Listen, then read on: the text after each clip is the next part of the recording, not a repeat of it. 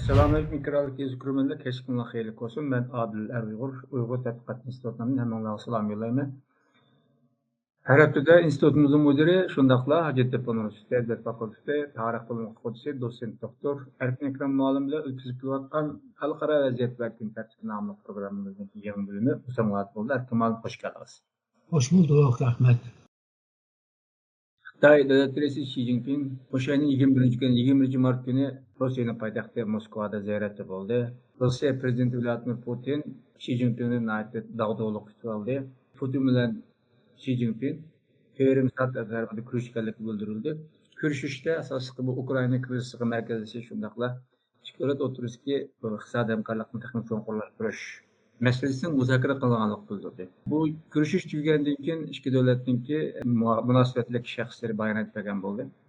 Ya'ni bu tabiiy gaz sohasida Ukraina masalasidan boshqa iqtisodiy hamkorlik bo'libmi energiya sohasidagi hamkorlik masalasini alohida qilinganligi. Masalan, Sibiriyada ikki liniya ustidagi masala ustida kelishimsizlik qilinganligi bildirildi.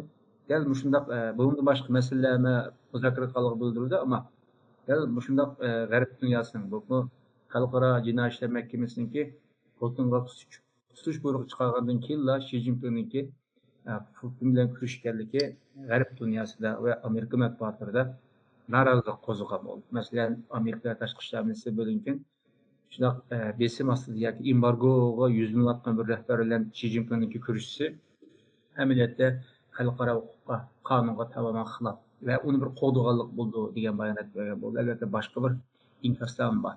Biz bugungi programmamizda Putin bilan Xi Jinping nimishqa bu qatim uzun vaqt ko'rishdi. Buning paydo qilish sababi zodi qaysi masalalar muzokara qilindi?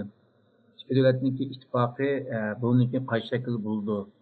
Bu ikki davlatning munosabatini ittifoqidan g'arb dunyosi qanday bir ta'sir uçuradi yoki g'arb dunyosi bu ikki davlatning ittifoqiga qanday inkoslarni qaytardi va yoki ikki qanday cho'ng davlat boshqa bir qutb kuch shakllantiradi g'arbga yoki Amerikaga qarshi degan masalalarni muzokara qilishimiz ma'lum. Siz bu 4 soat bir ko'rishishni yoki Xi Jinpingning ziyorat maqsadini men degandan boshqa qanday shaklda tushuntirasiz? Birinciden bu iki devletinin arasında strateji hamkarlık şirik devleti deydiğen anima devlet münasebeti deydiğen anda münasebeti var. Bula misalga Xi Jinping şu taxtga kelgenden 10 yıldan beri Putin bilan 40 qitim görüşüp oldu. Yani yılda 4 qitim görüşüdü dedik. Şununla bu kinki 3 yıl 4 yılga yakın bu kişisel meselesinden tüpeyli bular görüşemedi. Toğurlarda görüşken bozma. Yüz duran görüşemedi. Bu da hem de Xi Jinping hem partinin reisliğine, bu da hem devletinin reisliğine ağan için yine bu ennesine karak birinci bitim yine Rusya'nı ziyaret kıldı. Burunki Xitay reislerimi şunda kıladı. Bir cetten manda qarash lazım. İkinci, yani bir cetten manda qaraşma lazım. Hazır bu Rusya nimege Ukrayna'ya hücum kılıp bir yerde bir tecavüz kılgan bir ahval var. Bu xalqaro qonunlarga ve şundaqla Birleşken Devletler Teşkilatı'nın ki nizamnamesiga xilaf. Bunda bir peytde ve şundaqla Putin'e karşı yoki Rusya'ya karşı ilingan ambargolar, Putin'in yalğız kılışı ve hazır iktisadının ki asta acizleşişi, bunda bir peytde Xi Jinping'in Rusya'ya ziyaret kılışı onun başkaça bir manamı çıkıdı. Yani Xitay Rusya tarafta turamdı, yoki o'ttirda turamdı, yoki Ukrayna tarafını tutamdı degandek. Hemimiz bilgendek Ukrayna tarafını yoki G'arb tarafını tutmaydı. Çünkü hazırgacha bu Rusya'nın Ukrayna'ya tecavüz kılganlığını tanqid qilib bakmadı.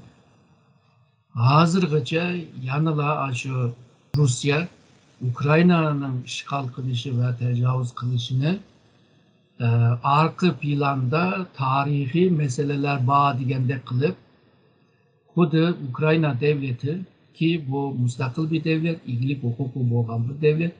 O devletini Rusya'nın bir devleti de Rusya'ya bağlangan ama Rusya'dan ayrılıp çıkan bir devlettek bir pozisyonu yapmadı. Yanılı yüzünün muşu gibi teatür bulup Birleşken Devletler Teşkilatı'nın ki nizam namısı, esas nizam namısı ve halkara kanunga karganda müstakil iyilik hukuku boğan bir devletke tecavüz kılıp bulmaydı değil. Şununla Xitay hazır iki xil gap var edi. Gap kelyapti şu bir yıldan beri. Nurgun devletler bu Xitayning nima demoqchi bo'lganligini tushunmayapti. Çünkü bu garplıklarda ya ak ya kök, ya ma to'g'ri, ya ak hata, mavu buludu av bo'lmaydi deb mundaq qaraydi. Ama Xitoy ziddiyatning bir butunlikning ichida ziddiyatlikni qo'g'day oladiganligini deb ko'rdi. Ya'ni bir butunning ichida ziddiyat degandan bo'lib turdi deydi. Shuningga zidlik gap qismi bo'laverdi degan gap. Bundan başka bulunmayacak programlarda işledi. Xitay xalqni ishlantirish uchun yolg'on gap qilishda bir nima yo'q, bir to'saqlik yo'q. Chunki yolg'on gap qilish va xalqni oldi bilish, xalqni qutilish bir ma'rifat, bir no'chilik, bir hunar deb ko'rgashgan. Mujna ikki bisimlik bir gapni davoladı. Ama iki bisimlik gapni xalq qanday tushunib va xalq qanday pozitsiyada bo'ladi degan masala kelgan chog'da Xitoy unga qarshi nima qila olmayapti. Misoliga Amerika bu Xitoy o'ngda to'ngda gap qilyapti, unga ishonmanglar deb boshladi. Misoliga Ukraina bo'lsa hozirgacha Xitoyga umidi bor. Ya'ni Xitoy shu Rossiya bilan bo'lgan yaqin munosabatidan foydalanib, shu jangni bir to'xtatsa deydi. Hazır biz oylap bakaylı, Xi Jinping Moskva'ya berip Putin'i sen şu canını toxtat ve işgal kılgan yerden çık get, hatta Kırım aralığından mı çık get dese Putin unamdı onunla. Unmaydı. Hem de misalga Zelenski bile mi görüşüdü o da torda görüşünün ihtimali var deydi. Misalga Zelenski'ye, Ukrayna reisiga Muşu işgal kılıvakan şark rayonuna Ruslarga birvet emdi. Avu Kırım aralma, işte 14 yıllar Rus'un boğağa emdi. Şu bazı zeminle toğdap emdi. Yaşa ve disse. Avu Ukraynalıkla unamdı. Şununla Xitay bir yerde tinchlik bilan hal qilish, siyosiy dialog yo'li bilan hal qilish, shu Birleşken Devletler Teşkilatı'nınki asas nizomnomasi va xalqaro qonun qoidalariga qarab hal qilish degan gaplar qanday ishlantiradi. Hamda bu tinchlik istasa har ikki tarafninki ishonchlik bo'lgan adami bo'lishi lozim.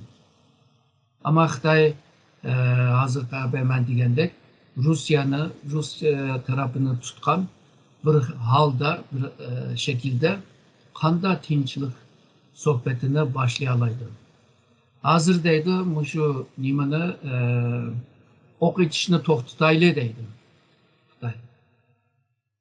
Ama o'qni to'xtatish uchun Rusya bu ishg'ol qilgan yerdan chiqib ketish lozimdi. Ama Xitoy buni demaydi.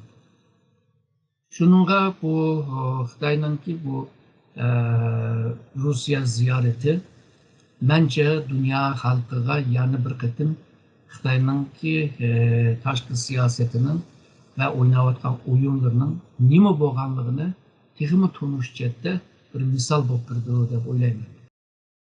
Malum bu işki rafa törim saat görüştendi. Qaysi mesele muzokara qilsak, hammamiz iqtisodiy hamkorlik. Onun bunun takım yaxşı bir garip karşı, yak Amerika karşı takım bir ispak tüzüş. Enerjiya sahasındaki hamkorlik, qatarlıqlar.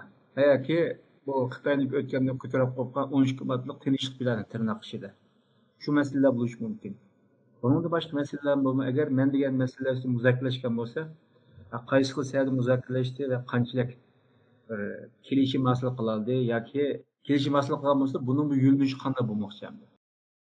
Xi Jinping Rusya'ya berip ikinci kez Putin bilan kurashgandan keyin bu arasında bir kilişim, ortak deklarasyon ilan kıldı. O deklarasyonda şu iki devletin arasındaki münasebetini güçlendiriş, stratejik münasebetinin içini dolduruş ve köp kutupluk dünya tüzümünü qoğdaş, şu Birleşken Devletler Teşkilatı esas nizamnamını qoğdab qilish, her qanday ishni şu Birleşken Devletler Teşkilatı Xavfsizlik Daimi Konseyida ruxsat ilish degandek gaplarni qilyotdi. Ama Rusya şu Birleşken Devletler'nin asas nizamnamasiga xilaf qildi. Hem de bu qolgan xalqaro qonunlarga xilaf qildi. Çünkü ben degandek mustaqil eglik huquqi bo'lgan bir devletni tecavüz qildi ve bir kısım toprakni besib oldi. Yani mushundaq turib, hozir yana ikki taraf şu Birleşken Devletler Teşkilatı degan gapni qilish hamda bek yarashmagan gap hamda hech kimni ishondirmaysan. Bunun için bu ortak deklarasyonda Rusya Xitoyning o'ttirib qo'ygan tinchlik chaqirishi bilan Xitoyninki pozitsiyasini taqdirladi deydi. Taqdirlaydi da hamda Rusiyaningki tarafini tutib gap qilgandan keyin shunday bo'ladi hamda. Ondan keyin bu tinchlik yo'li bilan Ukrayna meselesini hal qilish chetda birlikda harakat qilishninki gapini qiladi. Yani birisi tecavüzcü, yani birisi onunki yandakçısı. Ular kopup biz tinchlik isteymiz dese, qanday degan gap bo'ldi bu cho'chaklarda, rivoyatlarda, mantiq istamaydigan bunday cho'chak rivoyatlarda deydigan gapda hamda xalqaro munosabatlarda bunday jiddiy ahvolda bunday gaplarni desa xalqni qat'iyan ishondirib bo'lmaydi. Ondan keyin Amerika G'arbni tanqid qildi. Çünkü bular şu Birleşken Devletler Teşkilatı Xavfsizlik Daimi Konseyidan ruxsat olmay turib, şu nimaga Ukraynaningki şu bu jangmi demadi, jang degan gapni qilmadi. Yani bu yerdagi urushchilarni to'xtatish emas, o't qo'yishga benzin to'kib, kirsin to'kib o't qo'yishga tirishdi deydi. Ya bu Rusya bu yani bu jangni boshlatgan Rusya tursa, Rusya bu yerda jangni to'xtatish lozimda. Ama xalqlar qo'pib, ondan keyin Rusiyaningki bu jangga qarshi yordamlashmaga kirsa, ondan keyin xalqning bu yerga shu kirsin to'kib, o'tni yiqib qilyotidi deb tanqid qildi. Ortak deklarasyonda. Bu mu qiziq bir gapda xalqni ishondiramiz, ishondiramiz. Hem de deydi xalqaro jamiyat deydi. Xitoyningki chaqirishiga ortak bildirdi deydi. Men hozirgacha Xitoyning 12 moddalik u Ukrayna jangni to'xtatish jatdagi chaqirishga voy degan bunda bir cho'ng devletni ko'rmadim. Yani Ukrayna meselesinde pozisiyasi bo'lgan devletlarni ko'rmadim. Va shu Xitoyga yaloqchilik qilgan devletlar boshqa, o kichik devletlar yani xalqaro munosabatlarda cho'ng ta'siri bo'lmagan devletlar Xitoyga egishyapti. Shuningga bu o'tirib qo'ygan shu deklarasyonda yangi narsa yo'q, yani burungi konu narsani yangladi. Bu yerda Rusyani qo'llaganligimi texmi aniq o'tirib chiqqan bo'ldi. Malum bu hozir Ukraynada ba'zi parlamentda ba'zi milletvekilleri ochiq Xitoyni tanqid qilmayapti deb gaplarni qilgan bo'ldi. Ochiq tanqid qilsak Xitoy Rossiyani texmi qo'llab Ukrainaga berilgan texmi ko'p bo'lib ketadi deb. Buni Ukrainadagi ba'zi parlament a'zolaridan boshqa Amerika matbuotlari yoki Amerikadagi ulug' shaxslar mushkillarni qo'yadi. Yani Ukrayna ochiq Xitoyni hem sizden ümit qilyotidi, hem ochiq tanqid qilmayotidi. Bunaqa bir sharoitda Ukraynaniki Xitoydan Hazırgıça qollagan bolsa qolaydı. Ama endi muşlar şaraitim Ukrayna bir Xitayda ümit kütüzü dediniz ve bu asasen parlament a'zolarining Xitoyga uch qashqari tanqid qilishdan qo'rqayotganligini bilib turyapmiz. Ukrayna shunday bir sharoitda bu gibidan yoki mushu xohishidan g'arbninki yoki amerikaniki qo'llashidan toza bir rozi emasga chiqib turamdi yoki Xitoydan yanada bir o'ttirib tushib o'zining rolini joriy qilishni umid kutyapti. Bence şu Xitay'dan ümit kütüyordu. Çünkü bu jang bir yıl bo'ldi. Yani nurg'un devletlerge qarz o'qiganda o'zining iqtisodini tugashdi. Bunundan keyin misalga jang to'xtadi deyli, mayli qaysi shaklda. Ama jangdan tufayli harap bo'lib ketgan şehirleri, itizlarni, yollarni, temir yollarni hammasini yeniden yasashga to'g'ri keldi. Bu yasashda hamda pul chiqaraoladigan g'arb davlatlardan boshqa Xitoynimi dunyoning ikkinchi iqtisodiy kuchi bo'lgan Xitoynimi umid kutdi.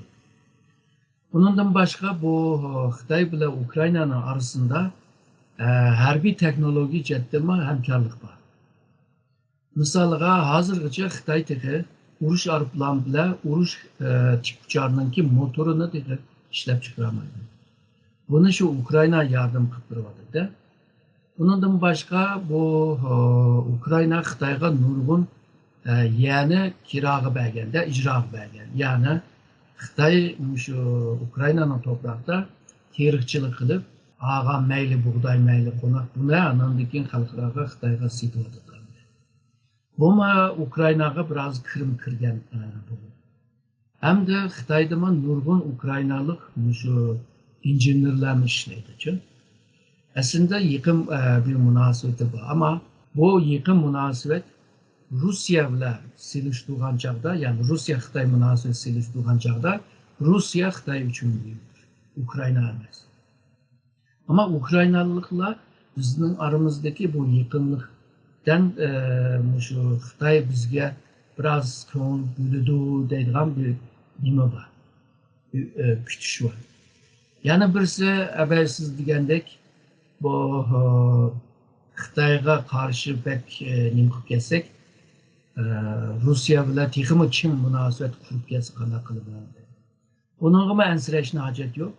Xitoy bilan Rusiyaningki orasidagi munosabati eng ko'p bo'lsa hozirgichilik bo'ladi shu. İki devletning orasidagi tijoriy iqtisodiy munosabat davom qiladi va burunga qaragan chaqda chiqaroq mal oladi. Yoki Rusiyaga ba'zi qurollarni sotadi. Bu iki devletin arasındaki ticari sumu 190 milyar dolarga chiqibdi. Bu hamda bu iki devletin keyingi 30-40 yildan beri munosabatininki eng yaxshi vaqti hamda bunda deganda. Ama Xitoy Amerikaning arasında 700 milyardan ko'p dolarlık ticari sumu var. Avrupa ile 800 milyar euro'cilik nima var, ticari sumu var. Yani Amerika'na esas alsak, yani Xitoyninki düşmanı bo'lgan Amerika bilan ilib borgan ticari sumunun anınkidan qancha so'kidi, değil mi? Yani iki devletin arasındaki munosabatning seviyesi aşıncılık bo'ldi. Hamda bundan mı yuqori bo'lamaydi? Bundan mı ilg'or texnologiya ig'irlikda bo'lgan qurollarni Rusiyaga sotadigan vaqtida g'arbliklar undan keyin Xitoyning shirkatlariga, Amerika boshchiligida Xitoyningki bu ishlab chiqargan shirkatlarga hammasiga jazo berishga boshladi. Shuningla Xitoyning shirkatlari xalqaro tijorat qilishma qiyinlashadi. Chunki Amerikaning shirkati Xitoy bilan munosabati bo'lgan bilan Avrupa'nınki, Afrika'nın, yani Orta Şark'ın bir devletleri bileme münasebet oldu. O Afrika'daki, Orta Şark'taki, Avrupa'daki şirketlerde ama bir isim şirket tutup Xitoy bilan ticaret kılmalarda bir isim şirketleri. Xalqaro qonunlardan foydalanib Xitoyga bo'lgan bir isim tekin egilishdi. Shunga Xitoy men misolni bergandek Amerika ve Avrupa'daki bozorni qayirib qo'yib Aran Rusya bilan 190 milyar dollarlık ticareti bo'lgan bir Rusyani qo'llayman deb butun g'arbliklar bilan dushman bo'lishni xohlamaydi. Shuningga bu Rusya bilan Xitoy orasidagi munosabatning saviyasi mushunchalik bo'ldi. Buningdan azroq oshsa, uningdan cho'nqurga bormaydi.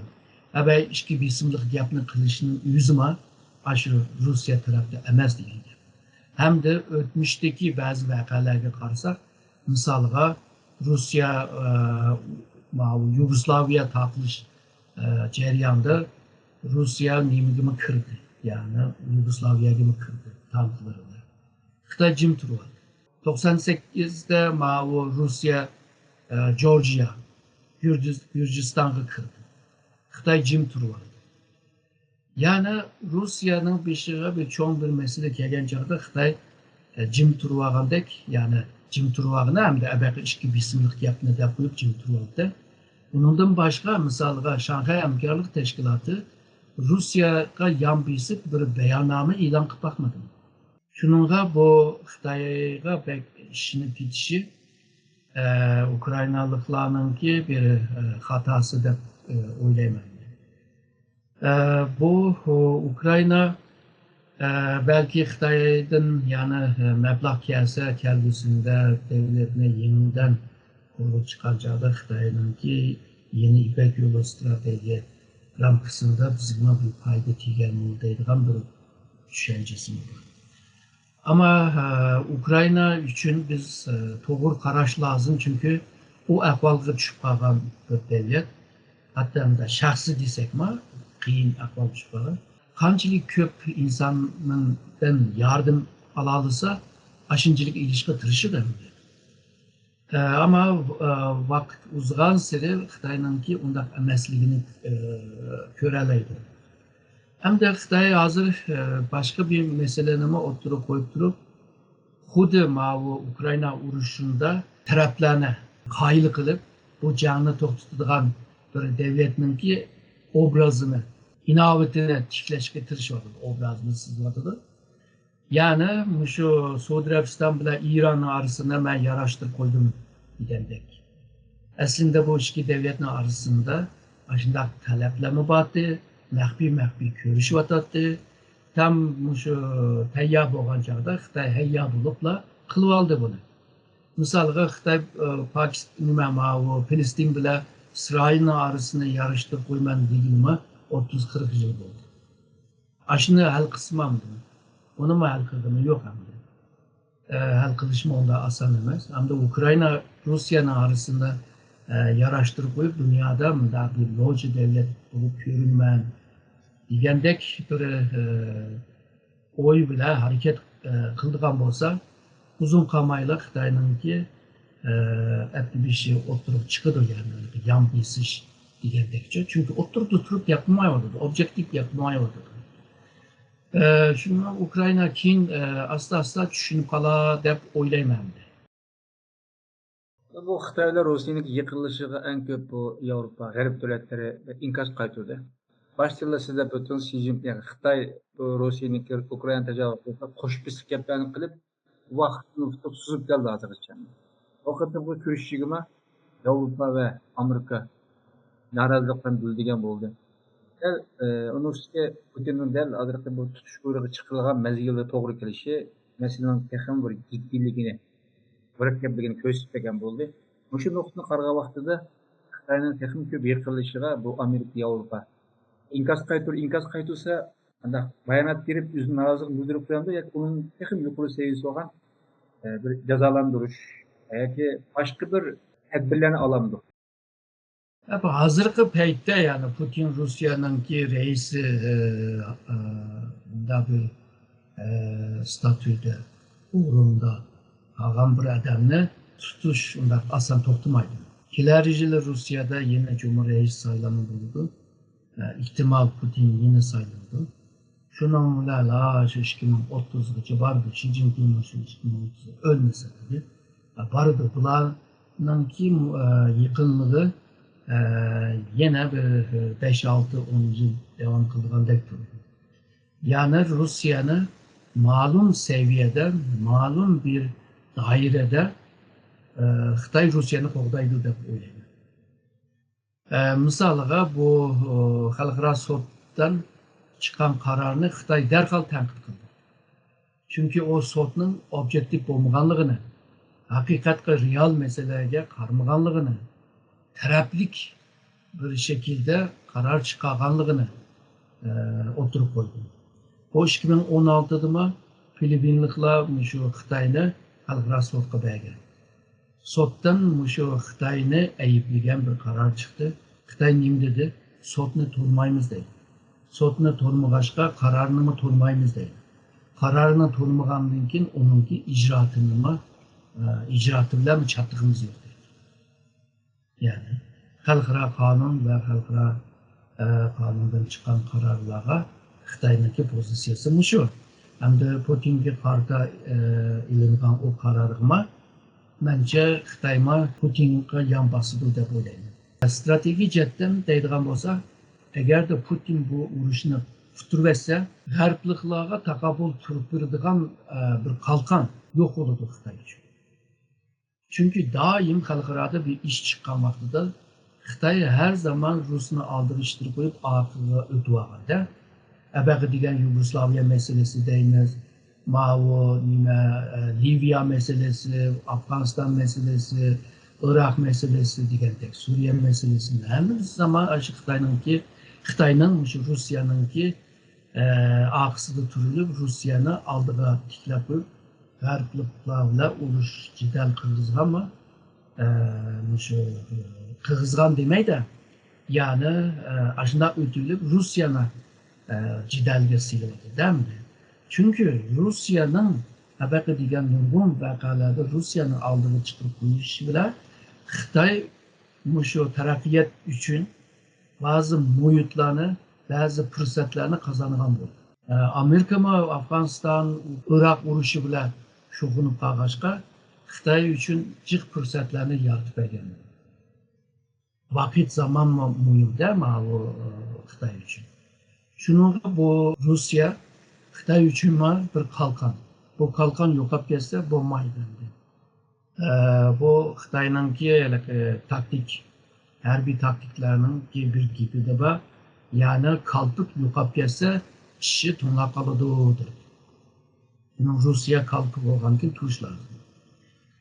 Ama Rusya'nın bek güçlük bo'lib ketib Amerika G'arbga qarshi shunda güçlük bo'lib ketishini Xitoy xohlamaydi, chunki Alani hal qilgandan keyin Xitoyni hal qilishga boshlaydi, değil mi?